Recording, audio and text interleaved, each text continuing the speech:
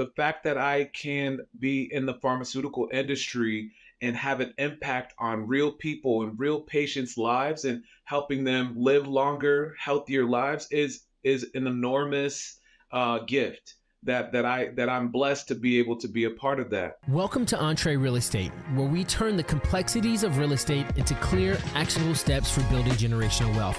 I've invested into different types of real estate all over the United States, and I run a thriving real estate fund. Join me as we document the entrepreneurial journey of scaling businesses and transforming the lives of tens of thousands of people around the world. Let's turn your real estate dreams into reality. Buckle up, because this is the start of something truly incredible. My name is Devin Robinson, and welcome to Entree Real Estate. All right, what is up today? I'm so excited. We have on today's episode Chris Price. Christopher, which do you prefer? Chris, that's what I thought, my guy. I met Chris, gosh, I guess it's almost a year now. It was almost a year ago at the Raise Masters conference. One thing that's really encouraging for me is whenever I go to conference, typically, especially in the real estate space, I'm typically a minority, right? I'm like one of the only black dudes there. And so I always kind of look around, and then like whenever I see another black dude, I'm like, my people right there, you know? And so Chris and I connected at this conference, which granted, full of minorities. It's a huge Raise Masters conference, but honestly, in this, you see a lot of like Indians, you see a lot of Asians, you don't see many black people. So like, I'm like, my guy Chris, so went over and we ran into each other on the last night, literally the like 10 minutes before you left to go home because you had to go somewhere. And man, I just remember being super impressed by you, impressed by what you had built with your wife and your family and the things that y'all were pursuing, but at the same time managing having a full-time job and being in a career and actually being extremely successful. I was really impressed by just kind of all of that about you. And so it was really cool. I'm glad we got to connect. We kind of figured out that, hey, there's a mutual kind of Greensboro connection there. And so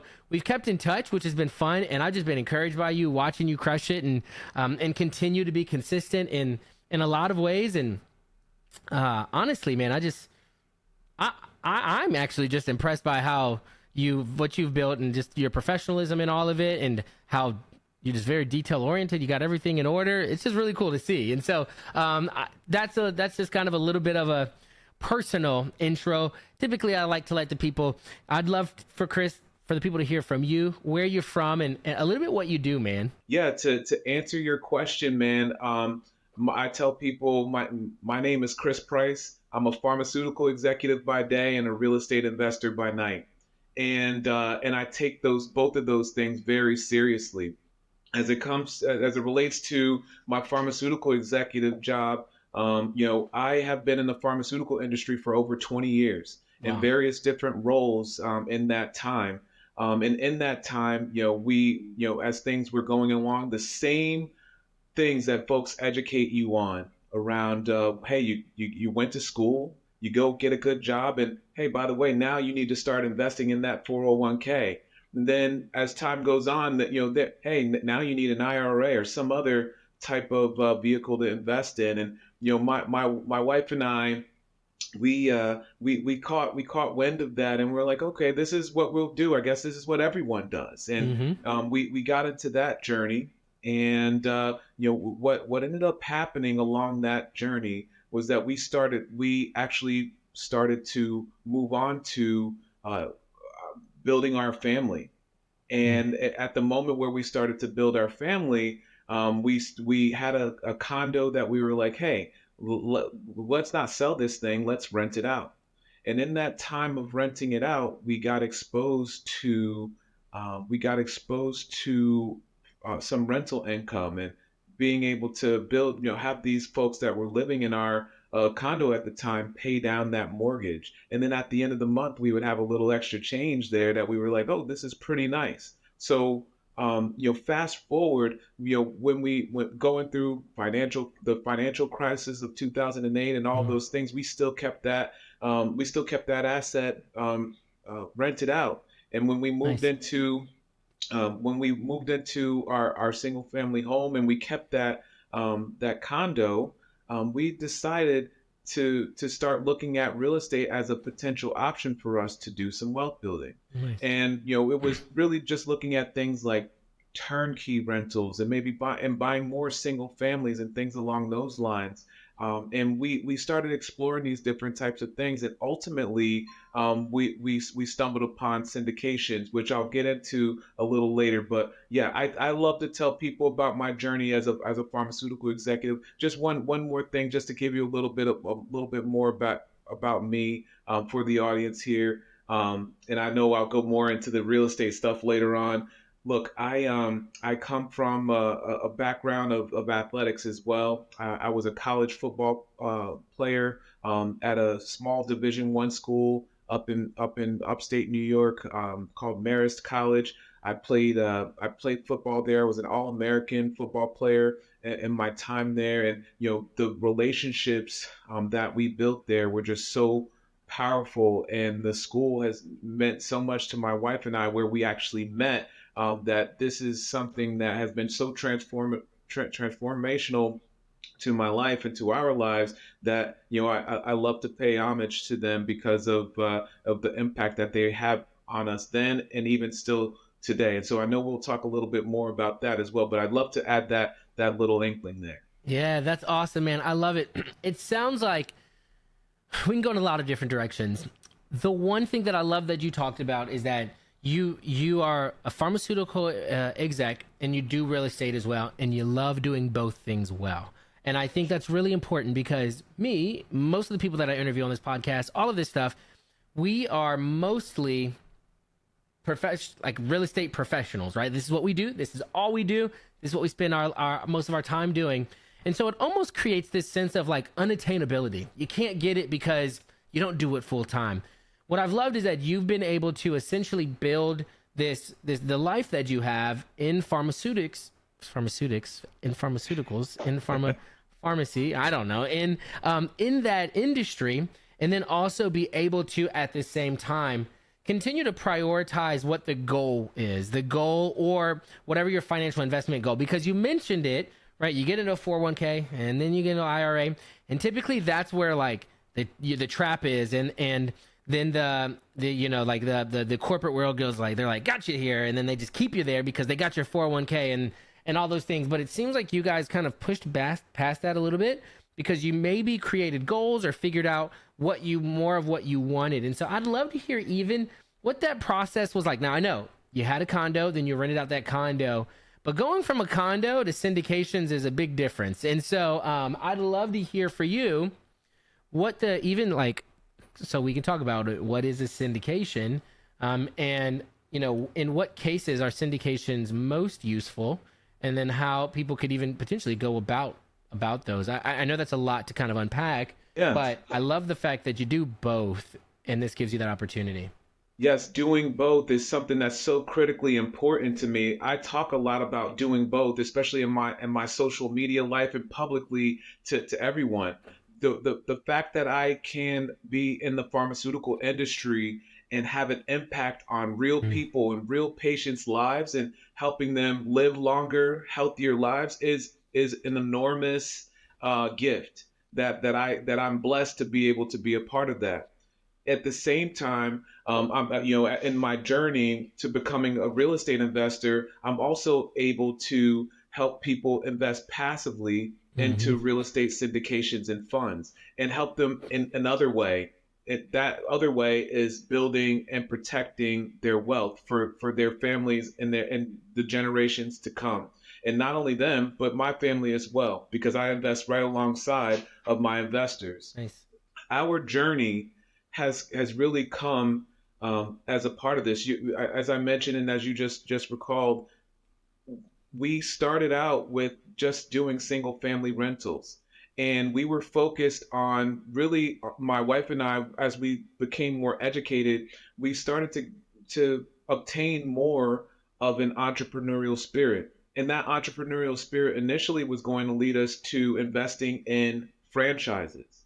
I remember the moment, Devin, we had two young kids, and at that time, our young kids were getting invited to a lot of birthday party. They're still birthday parties. They're still very young, but relatively speaking, those birthday parties that we were spending our times at was at these trampoline parks, Mm. and we were like, oh man, this is phenomenal.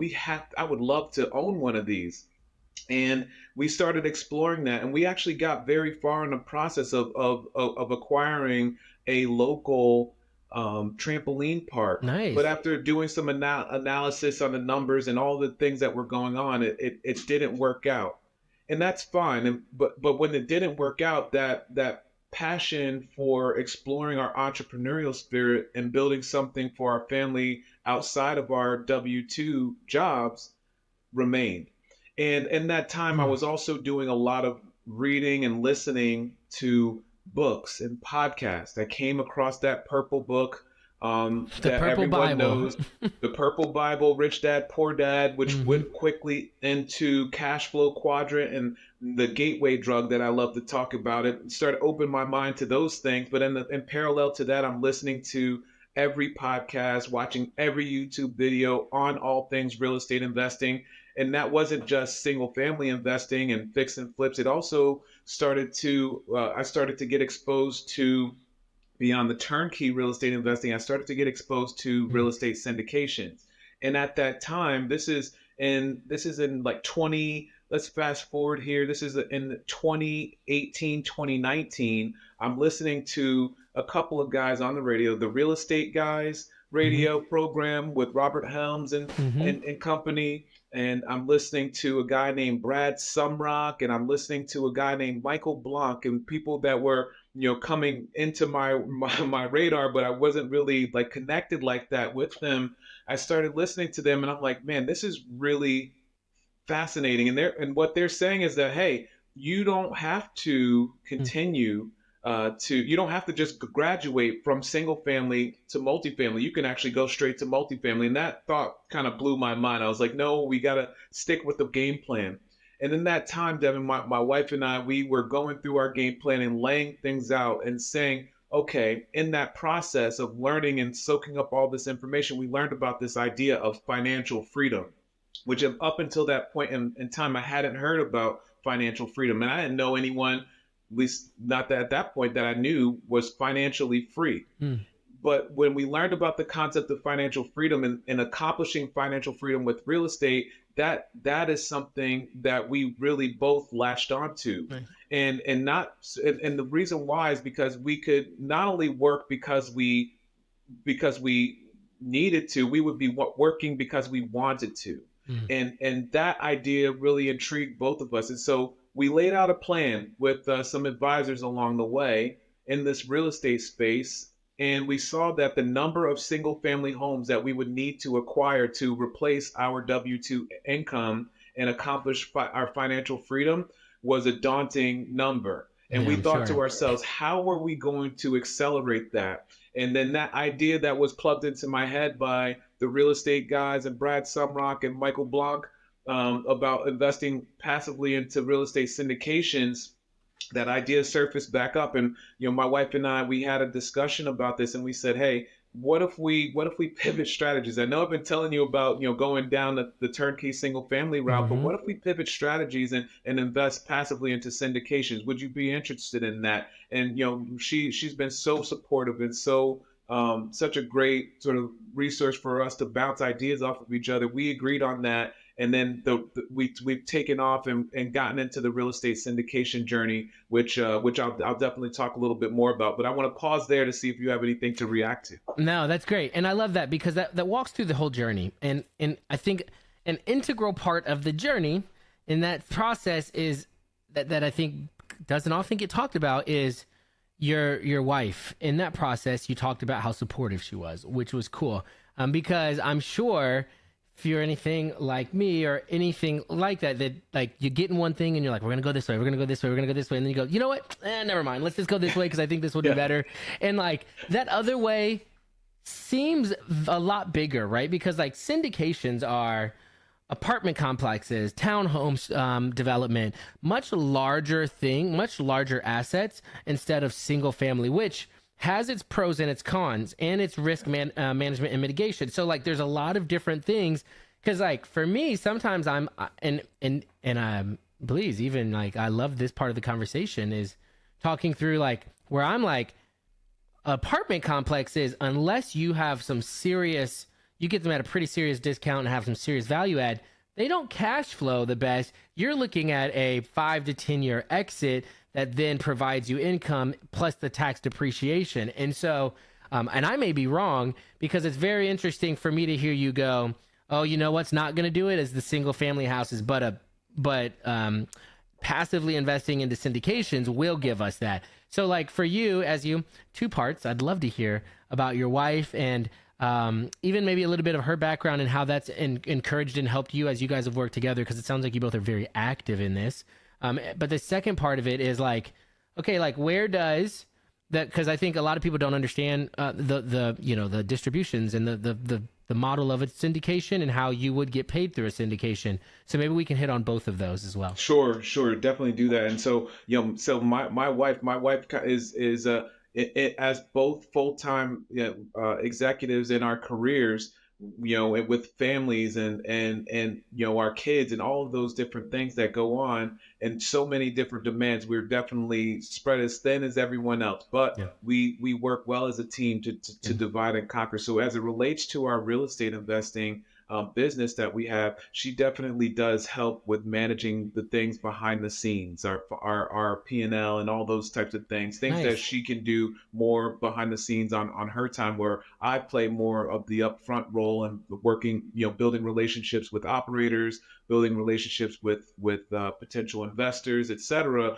to be able to educate them on those things. That's the juice that really that fuels me. Well, and it And sounds like, like the thing that was most important for that is you guys defined early on what those roles were, because I think a lot of the oh, you work with your wife, a lot of that comes from unmanaged probably expectations and roles, but then also just like a lot of miscommunications, which I'm sure still happens. But it sounds like you guys are very clear. We say like in our company, we say clarity is kindness, but then we also say like ambiguity creates anxiety, which leads to resentment, which leads to frustration, which leads to resentment. And it sounds like you guys had a bunch of clarity up front to like alleviate a lot of that ambiguity. Yes, a lot of clarity and honestly, a lot of playing on each other's strengths. Mm. The playing on the strengths of my wife and the things that she was actually interested in doing in support of the business was critically important, as well as Yeah. the things that I maybe am not the strongest on, but I can share those responsibilities with her or pass them entirely to her, and she can run that aspect of it while I can do the things that I'm truly passionate about. Has been really great. And yes, my wife works in the fashion business, and she's Okay. been in that industry for over 20 years as well, leading teams and working on some of the world's most iconic brands. And Nice. she has been just a great partner in all of the things that we do. And the real estate aspect, that has been something that she's been just such an immense partner on, because it is taking all this knowledge and understanding that I was soaking in, and at a clip that is probably unhealthy in terms of just all of the books, all of the podcasts. And I would take every moment that we would have together in a car together and say, hey, do you want to listen to this podcast? Or hey, No, I can don't we? want to listen to that Exactly. podcast. Well, then you're going to listen to me talk about this for the next half an hour, because I want to educate you on what I learned and how Hmm. and she recognized how excited I was about these things, and really kind of showed some interest. And that was just really, for me, very important, because you never want to go down a path where you're unsupported or maybe Hmm. unsure about those things. But I would say to those guys that are out there, or gals even, who, if it's the reverse, you want to make sure that you're talking to your partner about these things and sharing your vision, sharing your desires, because that exchange is something that's really helpful. Yeah. When it comes to answer your other question, when it comes to real estate, syndications, I'm a believer in all aspects of real estate, Devin. I'll tell everybody, I love single family for its reasons. I Hmm. love multifamily. I love ATM funds. I love car washes. I love self storage, and it all comes down to I only have so much liquidity, right? Yep, And that's so right. when it comes down to it for us, when we decided to start our foundation, decided to start our foundation with and first investing passively into real estate syndication, which for the audience that may not be familiar, real estate syndication, as you were alluding to earlier, is just a fancy way of saying it's pooling investors' money together to buy assets larger than what they would be able to on their own. So imagine that, when you're driving through your neighborhood and you see that 200 unit apartment building or apartment or that 100 unit apartment complex that's garden style with all the nice amenities in that little community there that you're driving by, you know, people can get together and form in a syndication, form an entity, and the operators can bring that opportunity to you after they've found it. They've done all the research about it. Mm-hmm. They are experts in that market. They're experts in that asset. They know what is net. They know the comparable rents in the market. They know what the opportunity is to do, as you said, add value to it by increasing the income and reducing the expenses. And they bring that in the business plan and their vision for it, and all the reasons why it is a great investment and what are the risks that they see and how they're going to mitigate those risks. They bring that to you and I as passive investors, and they say, hey, Chris, this is it. Here's what we're looking at. Is this something that you might be interested in investing in? And rather than Chris can't buy all 100 units of the apartment complex, but I Mm-hmm. can come in and I could be a co-owner with a group of other folks to acquire that asset and get my proportional share from the cash flows, Mm-hmm. from the tax benefits, from the sales proceeds when the asset is sold or refinanced. And that is a beautiful thing. I get to be completely hands off and let the experts go ahead and execute that business plan. Yeah. When we were in this part of looking at whether we go down the turnkey single family route or we go passive, we like the idea of going down the multifamily passive investing into syndications because of the scalability of it. Mm-hmm. We like the opportunity also to not, yes, that we do get some cash flow distributions from those assets. Of course, when we were investing earlier on, when interest rates were lower, the cash on cash returns A were little bit better. significantly higher than what we're seeing Yeah. to today's interest rates environments. However, we are still seeing some, relatively speaking, as it relates to some single families. There may be comparable, but there may be some differences. It all varies depending on how much you're investing as well. But the long story short, we got into this because we wanted to go into it as passive investors and Mm-hmm. leverage and lean on the skills, knowledge, and expertise of those operators that were bringing us the deals to be able to help turn that asset around or improve upon it, and then we can just sit back and collect. Yeah.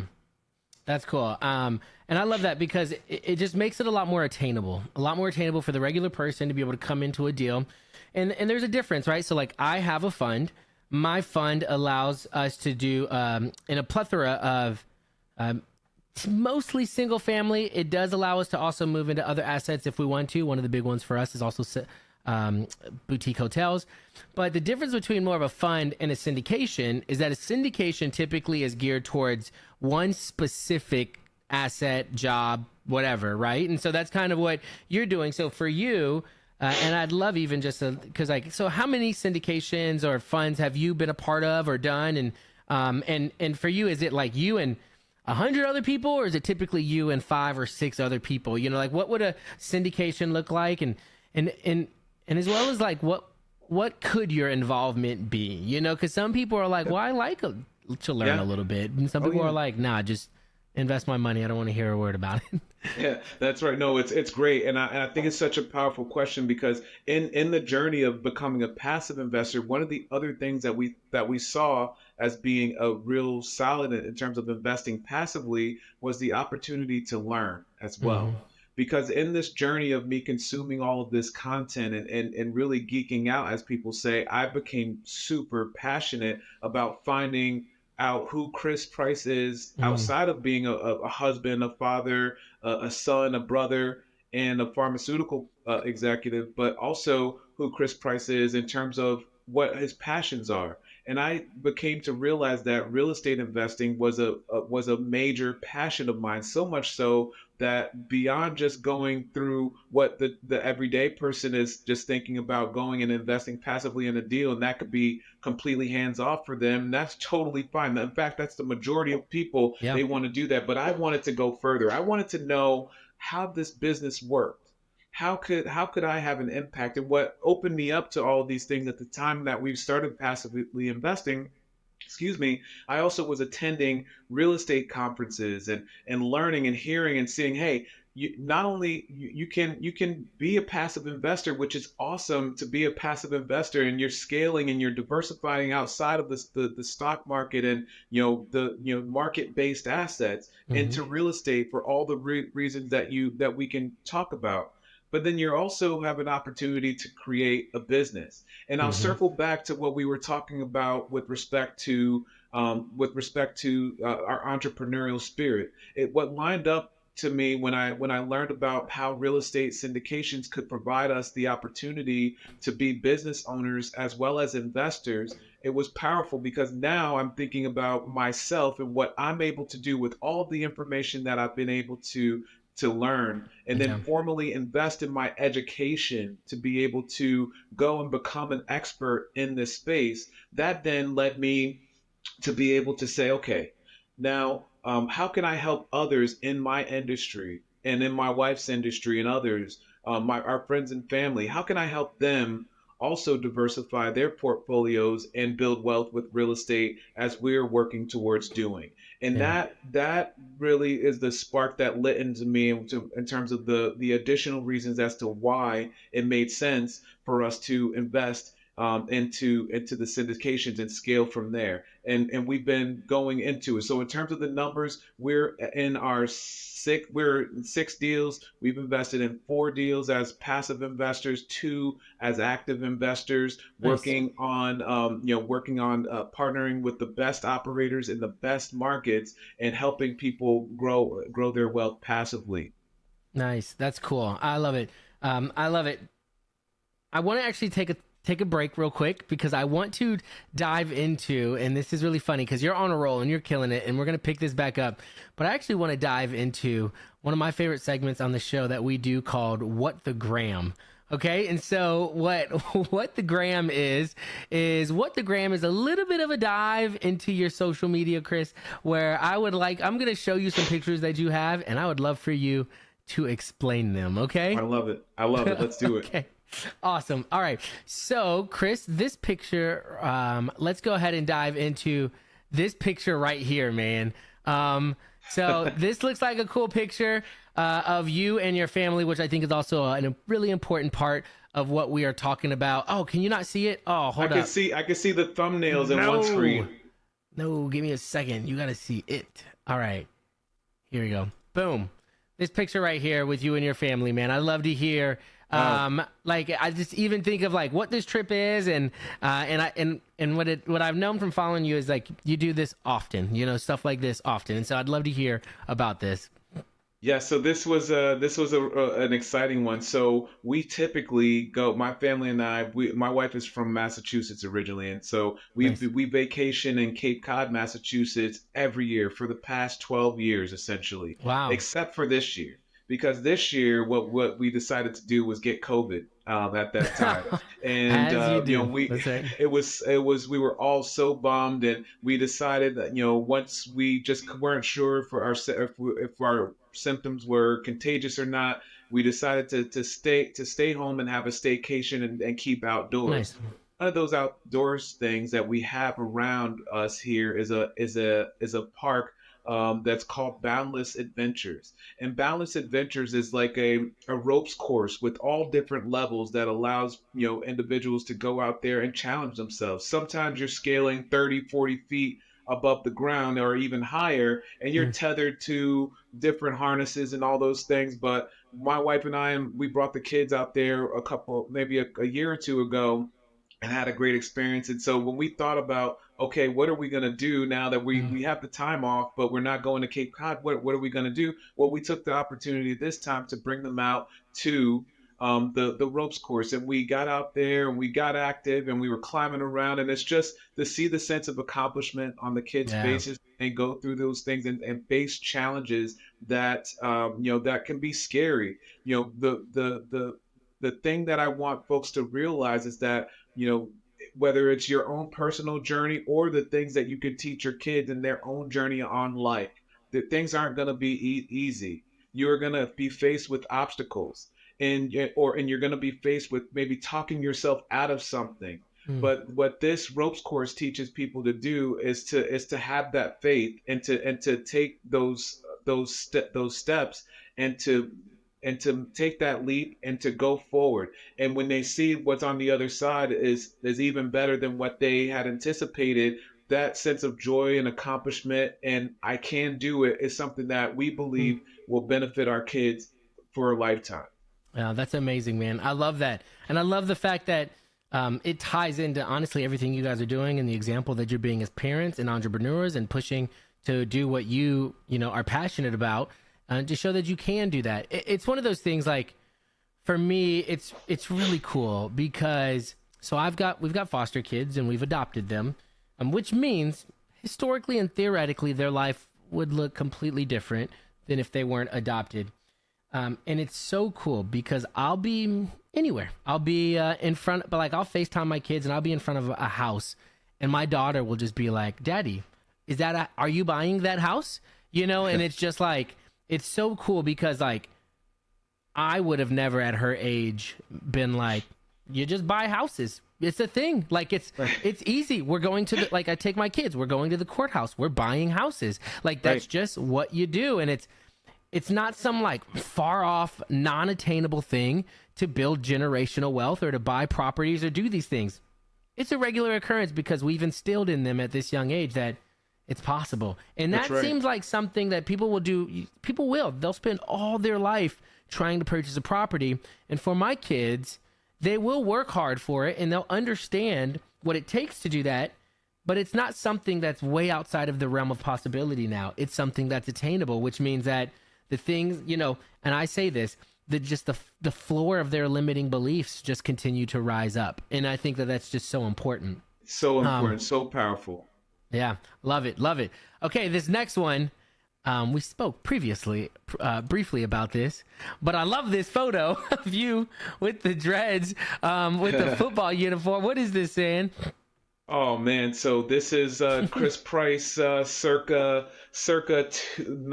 what is it, 2000, 2001 perhaps. Nice. And so this is me, a young Chris Price who was playing college football at the time, with at Marist College, which our alma mater is named, or excuse me, our mascot is named the Red Foxes, and I'll get to that in a moment. Yep. But I'm taking a picture there. But during that time, man, Ricky Williams and Edrin James and some of the other great athletes out there, football players out there, they were rocking the dreadlocks, and I was like, you know what? I'm a college kid. I don't want to be spending my money. I made this decision my freshman year. At the end of my freshman year, I'm like, I don't want to be spending my money on haircuts anymore. I'm just gonna grow dreads. And so I went ahead and I started growing my dreadlocks, and I came back into it that my sophomore junior year, and that's where I started to get that. And they got actually really long, like down to my shoulders, and I had them for years, and it was a part of me and who I was. But we Marist and the Red Foxes and the fellow Red Foxes that are out there, and some of which may be even listening to this, I'll tell you, um, that school had such a great impact on us. I mentioned to you before that's where my wife and I met. Hmm. We met some of our greatest friends that we still have to this day. And when we thought about this entrepreneurial journey that we're on today and what we would name our company, we decided to name it Red Fox Multifamily.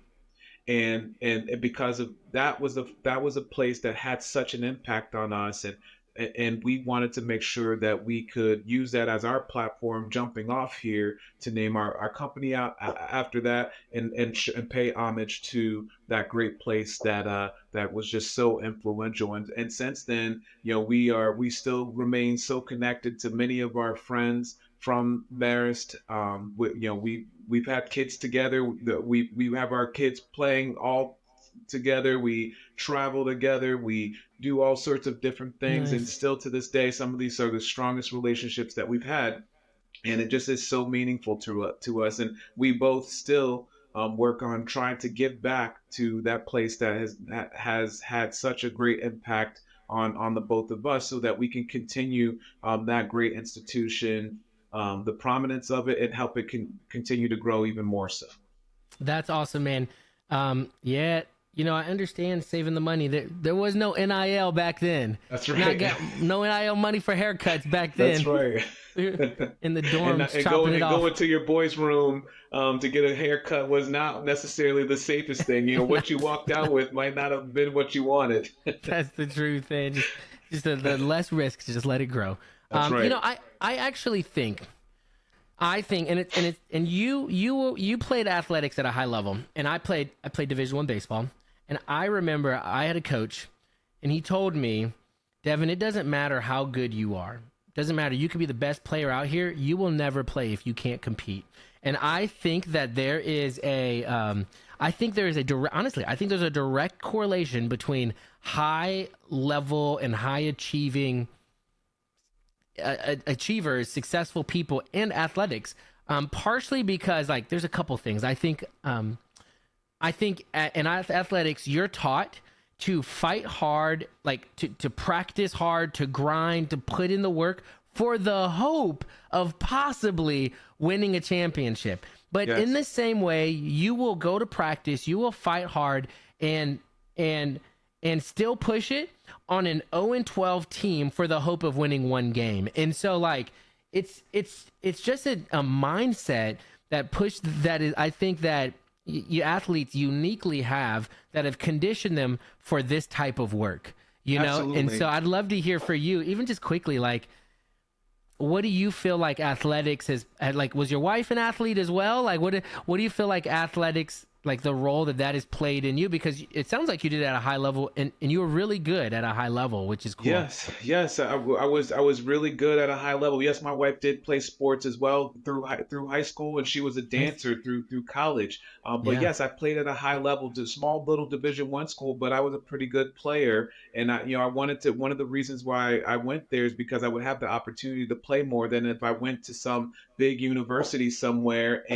and perhaps sit the bench. But that decision proved to be well, because I got an opportunity to go and try to play professionally for some teams, which was a great honor. And one of the things that I learned along that time was that how good I wasn't.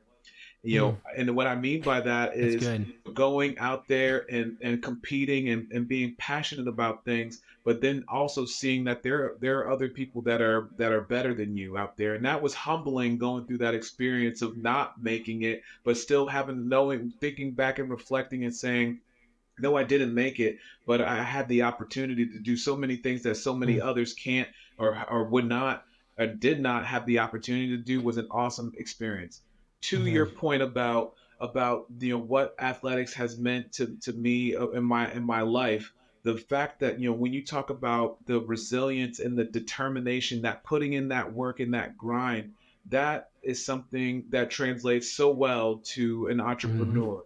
The need to be consistent and focus on the right things, and not only focus on the right things, but make sure that you can work with a team, whether that's a team of one or two, or you have other people that you're sourcing in to be a part of your team.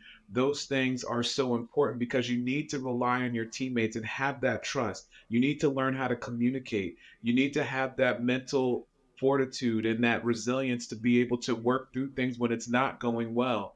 And so many things for folks, they may not have that that that ability to, or that desire to want to stick things out. But I think mm. as an athlete, or in a former athlete, when you learn to work through things and know that, hey, this grind, this sweat that I'm going through now, the money's not rolling in yet, but I know That's that right. if I could remain consistent and I stay focused, then the and I do the right things, things are going to happen the way that they need to happen for my not only for my effort but by the grace of God. And Mm-hmm. those things are the things that I really trust and believe in. And there's so many lessons that can be learned from sports. And I'll end by saying this, that when we talk about the kids, whether my kid's the best player on the team or they're in the middle of the pack or the worst player on the team, that doesn't matter in the end. What matters to me is that they're out there, they're supporting their teammates, they're Mm-hmm. encouraging one another, they're That's learning right. when their teammate confronts them about something, about, hey, you didn't guard this person, or weren't in the right position. These are things that your kids may react to those things, but rather than saying, oh well, Johnny was wrong for saying that to you, no, these are what did you feel about that, and what did you learn about that, and how did you address it, or did you not address it? And Mm-hmm. is that a teachable moment for you as a parent to be able to help your kid understand how they should encounter those types of situations to navigate them? So I can go on and on about this, but I'm so passionate about sports and what they mean Yep, for no doubt. helping them grow. Ah, that's awesome. I love it. And I was gonna talk about one more photo. Because speaking of sports, it looks like you are. Looks like you're a Knicks fan. You take some. This I love this. I love that it looks like you spend a lot of time at these games with people that you really enjoy, and I think it's important. And so I don't know. I just wanted you to chat even just a little bit about this because it's Yeah, collage. Because you wouldn't have put it over. You wouldn't put it on here if you didn't care about this. You know. that's right. And so, yes, and moving, you mentioned Greensboro earlier. I'm originally from Greensboro, North Carolina, and the Nice. Charlotte Hornets, Larry Johnson, Alonzo Mourning, Muggsy Bogues, those Yeah. guys back in the day, a huge influence on me, and I still have a passion for the Charlotte Hornets. But moving up to the New York region where I live now, I live about a half an hour outside of New York City in a place called White Plains, New York. And grew up in the other part of my life in Connecticut. You start to learn about these things, and one of those things that you learn about is the New York Knicks and the passion for the New York Knicks. And I moved up and around the You time where gotta it have was. passion for it to That's follow right. the New York Knicks. That's a true fact. And I grew up around a time where, we came up here around the time of Patrick Ewing and John Spike Lee. Starks and Spike Lee, and he was still there at most of the games, and all Yep. of these things. And what you come to learn on your journey here is that, we talked about sports and be in the camaraderie of sports that it brings also. And when you come to this area, you start to learn that, hey, there's a lot of fans of the New York Knicks out here, and things that you have casual conversations with folks, and you're talking about these things and how you want to be able to Mm-hmm. connect with people. So just very quickly, in these photos, you have some of my Yeah. siblings in these photos. My sister, my brother, my dad is in one of these photos. One of my brothers from another mother, as I say, is in this photo. Some other great friends that I've had a chance to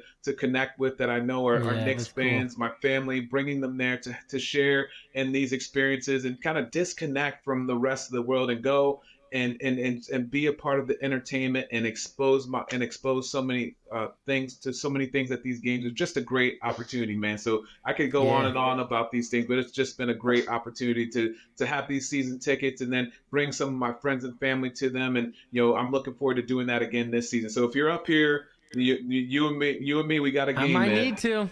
Yeah, I might need to, man. that's Well, right. and that's cool. And it's cool. And I love that you do that. And I love that you bring your family. And I love that you talked about the fact that it disconnects from kind of the grind of what everything's going on. You get to kind of be almost in a different world. Regardless of the outcome of the game or whatever, you're spending time with people. And so I'm curious. I know since you have now started some syndications, which means you probably also raise capital for them. Do you end up taking some people that you raise capital with or from to the games as well? And that's kind of a good way to build those relationships to raise capital for the syndications. Absolutely, absolutely. So yeah, I certainly do. Folks that are either exploring it or Hmm. folks that are current investors, being able to bring them to the game and bond with them is just a great way to do things. Now, this upcoming season, there's actually an investor of mine who's now become a friend. Who we have a mutual friend who connected us. He's a fan of the Chicago Bulls. So I'm like, Uh-oh. okay, now I'm not sure how this is going to go, but we're going to go to a game together and celebrate. But I say all that because the importance of it really, Devin, is that yes, we do get a chance to to spend time with folks and get to know them more, and they get to know me more, and who I am as a person. At the end of the day, me bringing an opportunity to invest in real estate and build your wealth is one thing, but I'm a person just like you are, and Mm-hmm. I enjoy things and being entertained and going and rooting for my team just like you do. And I think having those commonalities, being able to see me in a more personal element, and me this same seeing these Mm-hmm. individuals in there That's in right. another more personal element, is a great way for us to to get connected, and to just really grow that trust in those relationships. So it is definitely valuable that way, and I'm looking forward to being able to connect with both existing investors and new potential investors in the future games.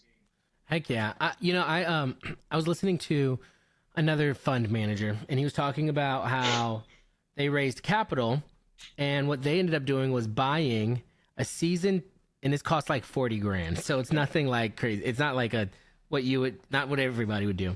And this is like the first time they tried to raise capital for their fund. They bought season box tickets to the Utah Jazz, and and what they did was they went and they would actually go in and call the assistant of every major CEO in the city and go, hey, we've got box tickets, we'd like to invite the CEO and his wife out to the game tonight. Parking's taken care of, food's taken care of, they can just come. And they said they got way more yeses on that than just trying to be like, hey, can we get a meeting with this person? And they raised, now that person has like a deca-billion-dollar fund, but they raised most of their actually all their capital in the first year that way, which is kind of crazy. And it's crazy what sporting events, athletics, and things like that can do, and getting to know people. I also think sports help me to get to know how, like, what even type of people I want to work with, because Sure. you see how they are when they're being competitive, and it exposes a lot, which is really interesting. So Sure. I thought that was really cool to hear them say that. No, Now, absolutely. It exposes you to so many things. yeah, for sure. Now, I kind of want to backtrack a little bit to one thing you talked about early on, and you mentioned this very briefly, but it caught my attention a little bit, where you had talked about the fact that you and your wife continued to invest through 2008, which was like, I mean, the atomic bomb for everybody in any kind of real estate investing at all. So for you guys to continue to invest in it, one, shows strong convictions in the generational aspect of what real estate is and the opportunity there. But also, how has that affected how you invest now? Because now you're in charge of investing other people's money as well in a syndication on a project that I kind of hate to say this, but like, if you invested in a syndication 3 years ago, used a bridge loan in the hopes to refinancing, now their refis are calling due. There's a lot of syndications that are struggling right now. And Yeah. so, what is like, I'd love to hear kind of how 2008 probably has helped you in this kind of season right here. I don't know, maybe, but that's Yeah. just kind of my thought. Yeah, so I want to make sure I clarify, and the part of me, if I didn't communicate this clearly. So in 2008, we were investing, but we weren't investing in real estate. We had our single family condo that we were Yeah, you still had the living condo in. you kept. Yeah, Yeah. we kept, well, we lived there up until 2012. Oh, nice. So, but in that time, what were we investing in? We were investing in our 401ks and IRAs, which, like everyone else, took a real big dive during that Yeah. time. And again, but it's connected to your question and what you're asking, because in that time when we're thinking about, okay, how do we protect ourselves from this volatility? How can all the Hmm. things that we had been investing in since we've been in corporate America, and putting our everything in, and the company match and all this, that, and the other thing, and then in one day it goes virtually away, and how could that be? And so the Hmm. motivating factor from there, in terms of being able to get us on this real estate journey, Devin, was really looking at, okay, well, you how can we diversify from that? And it made the decisions, and then how that shaped us made our decisions in terms of focusing on asset classes that, and investing in real assets, that tried and true asset Hmm. of real estate, which has helped made more people millionaires and billionaires than any other asset class in the world.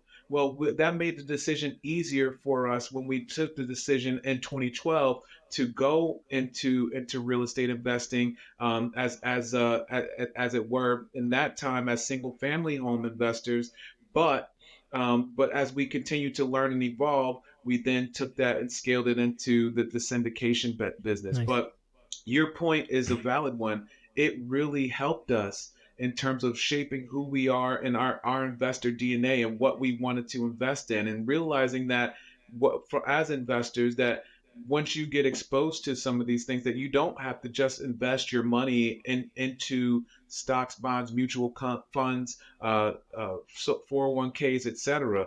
You can invest in other asset classes. And Yep. in addition to that, what I learned on this journey as we've been going through and become an expert in is that you can also invest your retirement accounts passively into real estate as well. That's right. You just don't have to put that money in that company sponsored 401k.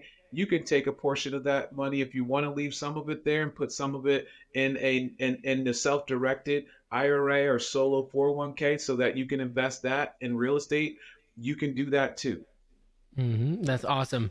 That's good. And I love that, you've put that safeguard in there to know convictionally, like, you're going to stand by this because you believe that to be the tried and true thing. Regardless, like, and the one thing that I do know, and this is the one thing that makes real estate so good, is it's just very cyclical. Like, it's very predictable because it's very cyclical, and that's a really good asset to invest in, honestly, because you can That's right. hedge against the downturns, and prepare for them, and then you reap the rewards of the upswings. And so That's right. it's really cool. That's Now, right. for you to go this long, to be in your sixth syndication, there had to have, it's not luck. It's not luck to consistently be lucky at successfully engaging in syndications, apartment complex, and doing these things. You've had to, along the way, probably created some sort of infrastructure, some sort of systems and processes, because, like, granted, it is not your main thing that you do. It's a big thing that you do, and so you want to do it well. And if I know anything about you, you operate with excellence, right? You operate with excellence in pharmaceutics, but then you also do that in the real estate world. And so I would imagine that you've created some sort of system and structure of processes to make sure that you could do this time after time, as long as the opportunities continue to arise.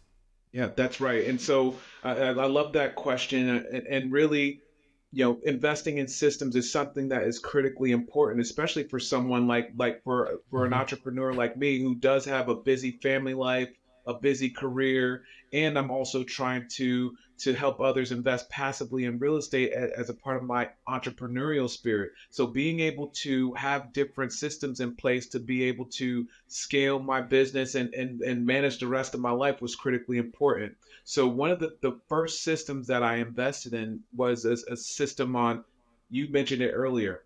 I'm not just dealing with my money, Hmm. I'm dealing with other people's money, but people that I work with, people that are my friends, people that are my family members, people that are in my neighborhood.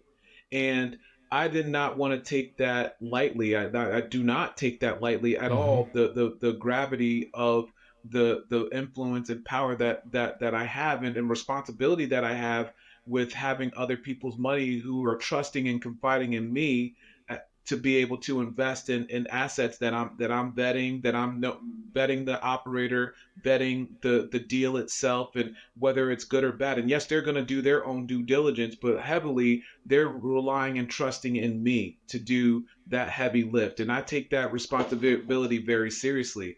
But I Hmm. needed to be able to do that at an expert level. So before getting into this one of the systems that we invested in was an education system, and that education system and mastermind was the Michael Blanc Dealmaker Mastermind Community.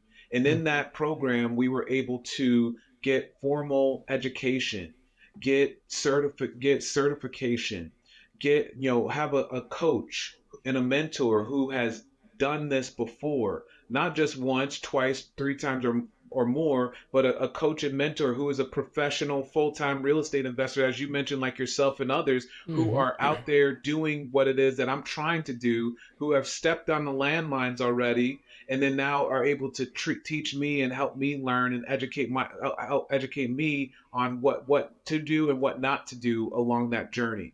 That was super powerful. But in that time also, I started to become more passionate about other aspects of this business, that is real estate investing, in particular real estate syndications and funds. And in that time, one of the things that I became really passionate about was that of investor relations and capital raising. I realized that yes, I understand the importance of underwriting and managing the asset, and calling the brokers and doing all those things and coming up with the business plan and all of that stuff, and it's all great, but that wasn't where my passions were. And in this thing called syndications and funds, there are different players that are needed to make the team work. One Mm-hmm. of the most important roles or teammates that you can have is one of a capital raiser, someone who can help you with raising the capital, the equity that's needed to acquire that asset. And from my point of view, one of the opportunities that I recognize is that being a person who is in an industry with a lot of well-to-do people, with a lot of resources, but don't have a lot of education in terms of being able to know about this type of asset class. I wanted to invest in a system to be able to learn how to maximize my ability and in raising capital from other people, and Nice. that raising capital online, and then raising capital in person, or being able to nurture those people to a place where we can have a dialogue like this, talk about Mm-hmm. the benefits and risk, and decide if they are open to investing passively or not. So I've invested in a system with a person. I hope you don't mind me mentioning the company. It's Yakov Smart and the Investor Attraction Academy, and that Okay. system helped me. Really is helping me, and we with masterminds and education around the best practices around Nice. navigating through these things, which has been truly enormous. The other system that I noticed that I needed along the way was the need for help and support to be able to Mm. manage all of these things that go on, in addition to managing investors and being a part of multiple syndication deals and analyzing those deals, or being on investor calls, and jumping on meetings with my co-GPs, or Mm-hmm. other thing. Or and I also run a very popular meetup that's over 1,000 members. It's virtual Nice. right now. I invested in the system thankfully, when one of the things that you and I talked about early in our conversations was the fact that, hey, not only are you a real estate investor, but you also have a company of VAs, and VAs that are based out of, or virtual assistants for the uninitiated, that they are based out of Egypt, and they have all these different skills and capabilities. And this is something that you're very passionate about. And when we had a dialogue, it was just so timely, because I just didn't know where it was all going to come from, and if I had to keep burning it from both ends as it was. And so that has been a tremendous system to be able Nice. to literally in less than a week. It could have been a day, but I think I was the person that slowed things down. Having someone identified, trained, ready to go and support me was absolutely phenomenal. And now we have an individual that has just been so great in helping me manage my meetup, and doing some other important things as it relates to helping me get my brand and my resources out to the community, which has been so amazing. And the last system that I talk to people about is really about being able to invest in systems with respect to email marketing and nurturing. So a lot of content. I produce a lot of content myself in terms of social media posts, and being able to reach out to people via my list of contacts that I have in my email platform. But being able to nurture people on an ongoing basis, and keeping them educated and informed, and being present in them, not when I have a deal, but omnipresent at all times across Yeah. all channels is something that is really important to me. And so I invested in a system, with Jason Wright, who also, I know you may be aware of from Raise Masters. He and his company, the Intentionally Inspiration company that's focused on email marketing automations, helped me set up various different campaigns so that I can, while I'm sleeping, these campaigns and emails can be working and nurturing and educating the people that are in my community. So there's Yeah. just so much that goes on there. And by investing in these systems, what entrepreneurs need to know is that it can help you scale much faster than if you're trying to do all those things alone. Yeah, that's so good, man. I feel like we could talk for hours. There's other stuff I have written down here that I'm like, man, we should talk about this. But I think we're kind of coming to the time, and so, man, I'd love to, man, just to kind of close it off, ask this question for you, man. If there is one thing that you could talk about, let's say that you were never on a podcast ever again, you were never on anything ever again. It's the last opportunity you had to share whatever you would like for the next couple of minutes. What would it be? Like, what would you like to leave the listeners with? And it can literally be anything. What would it be, man?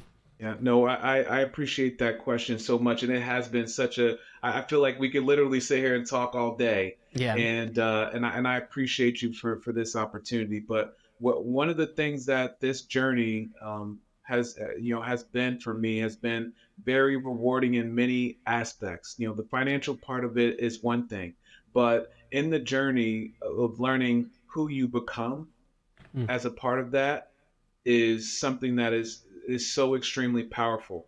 And what I've learned about who I am as a person is, as I mentioned before, yes, I'm a loving husband and father and son and brother, but I'm also, and I'm a pharmaceutical executive. Yes, I have a big impact in having an impact on patients' lives and work that I do, but I also am someone who now has the opportunity to help others by helping them invest passively into real estate that can help them build wealth and generational wealth.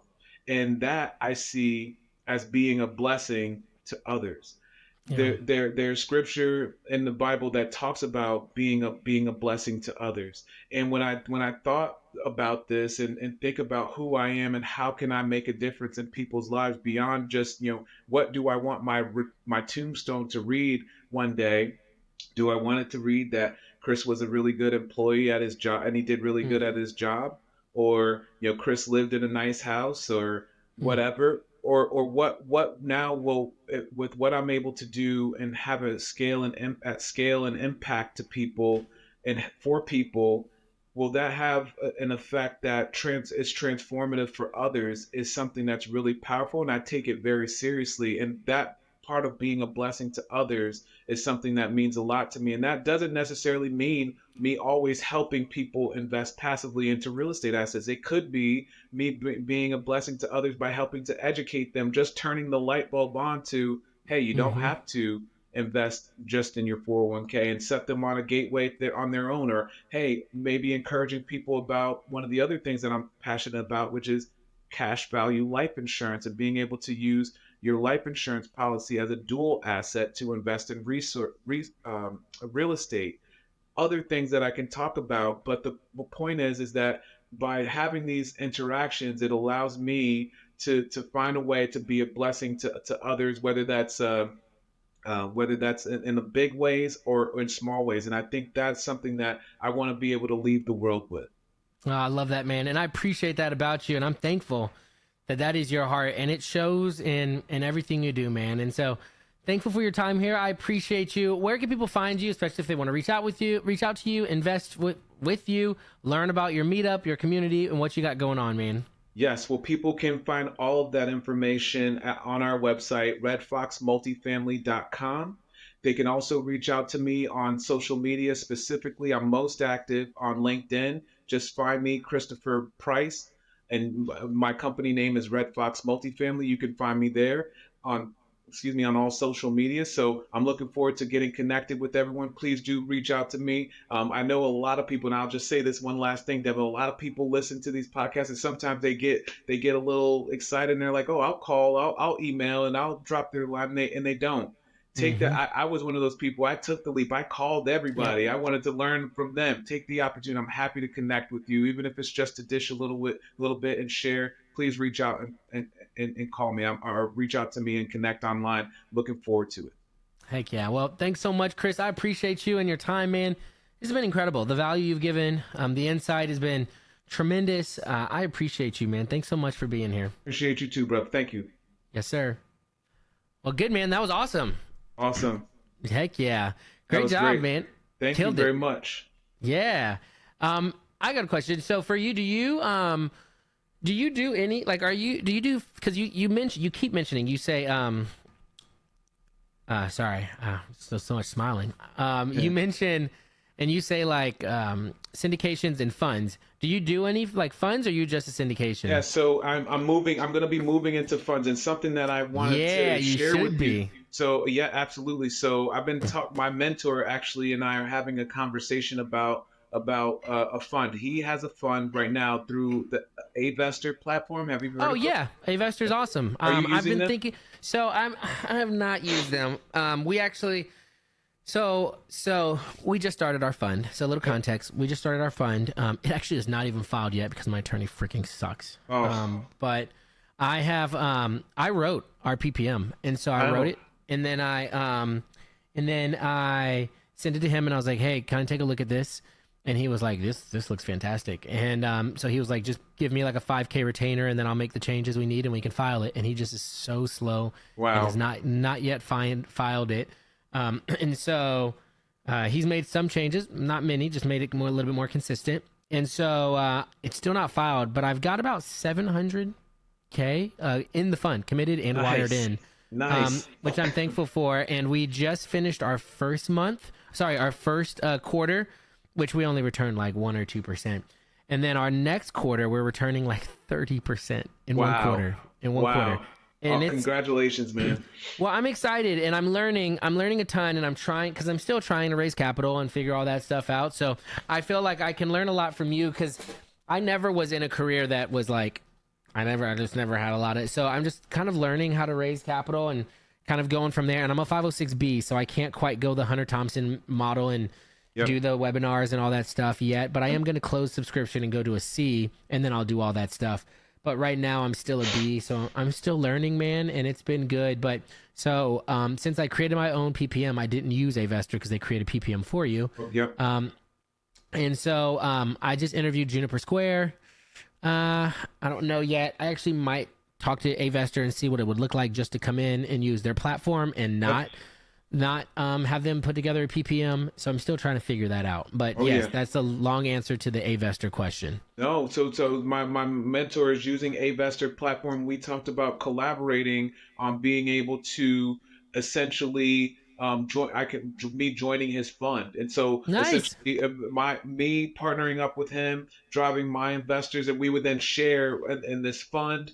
And my focus is really on being able to drive investors to that. And So you'd be the capital raiser. That's right. About focus on the capital raising man. aspect of it and driving people. So there's three key sources that I'm using, and then you and I can definitely dive deeper into this at another time. I'm looking at, of course, my W-2. A lot of people come on to these programs and talk about leaving their W-2. I don't have any interest of leaving their W-2. Here's why. It has been it is the leading source of investors that I have into my deals, because people are seeing what I'm doing on social media, and they're seeing what I'm posting, and they see me in the office, or they'll message me, hey Chris, I saw this yesterday about this. I'd love to learn more about you, about real estate investing. Can you tell me more? Just yesterday I had lunch with a colleague, and he's like, hey, I've been looking at your stuff, and we've been going back and forth for like a month now. And he's like, I talked to my wife, and she's really comfortable with me investing with you. And I'm like, Let's go. it's phenomenal. But so where I'm going with this, the main source that I'm working on, and there's a guy named Daniel Homeland. he is in this business also, but he started a real estate investor club at his W-2, and he works for Intel. I'm looking at doing something very similar at That's my cool. company to be able to drive those folks and educate them. It's no pitching of deals, but educating them. I'm the person that with the platform, and just purely by proximity, seen as the thought leader on these things. And then of course some of those people will draft off and invest alongside of me. I've talked to a couple of executives in the space thus far, or in my company thus far, and they are supportive of this. So I'm That's going to bring it cool, to man. HR soon and be able to set that. That's number one. Number two is I'm also leveraging that LinkedIn program through Yakov Smart. So his whole program is focused on nurturing it, or building relationships with investors through LinkedIn and through automations, and then through those automations, ultimately it leads them to a phone call like this, where we're meeting virtually and kind of gauging their interest. And then if they're like, oh, in a 15-minute call, and I'm vetting them, if they're Then interested, that they then say, yeah, this is something that I'm interested in, let's learn more. I then set up a follow-up call, an hour-long call, and I bring them through the whole deal on how syndications work and or funds work, and then I kind of break it down from there. And the third thing that I'm doing, and the reason why I mentioned a lot about Marist College, is that Marist College is one of those academic institutions where there's a lot of wealthy people that go there and are that's sending their cool. kids to school there. And one of the things that I've done a tremendous amount of research on, and you should do this too at UNCG, is there are real estate clubs that are started from these different academic institutions. Some schools, like for example Rutgers University, Columbia University, they actually have dedicated real estate schools that where they're teaching people how to do private equity real estate and those types of Nice. things.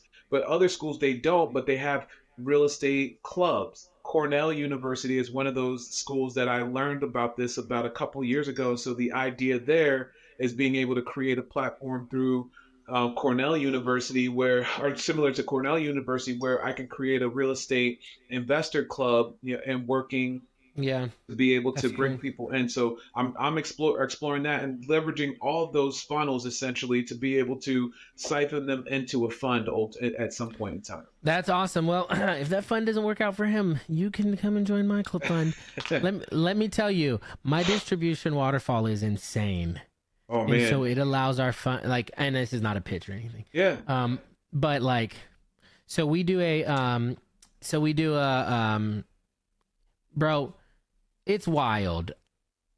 We return such high returns because we get such deeply discounted properties, and yep, we make so much money on our flips. Like, nice. we're gonna have, like, so out of, for instance, out of right now $630,000 is invested into the fund.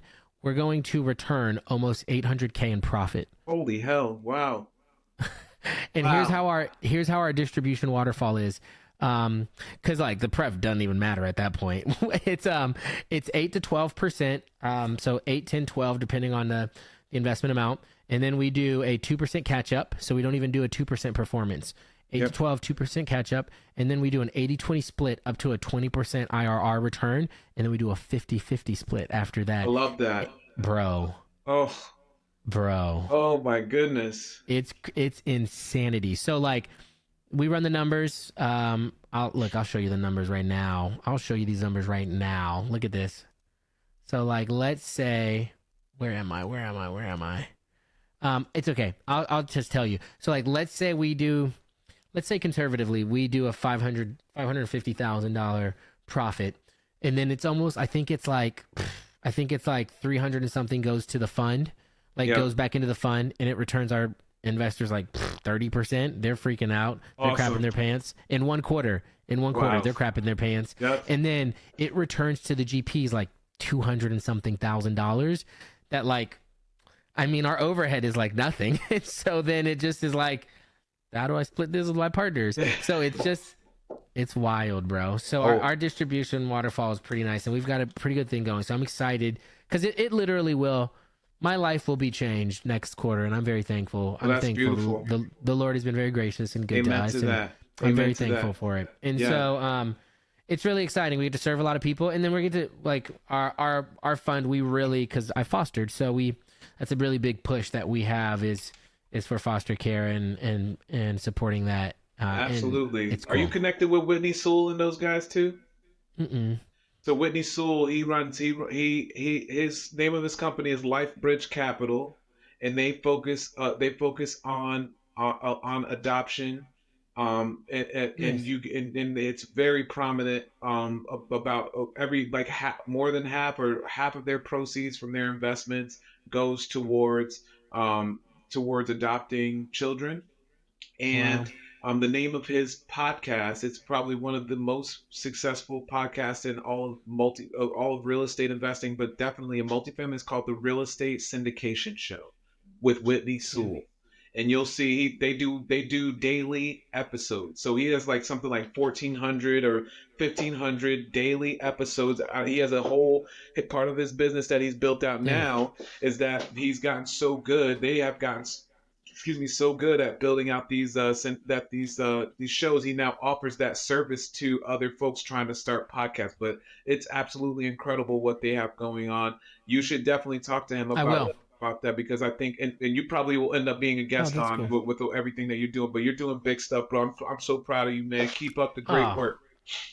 I appreciate you, man. I'm thankful for you. I'm thankful for you trusting us in Cortec. I'm thankful for your friendship and excited for you. And I mean, I look forward to getting together again soon.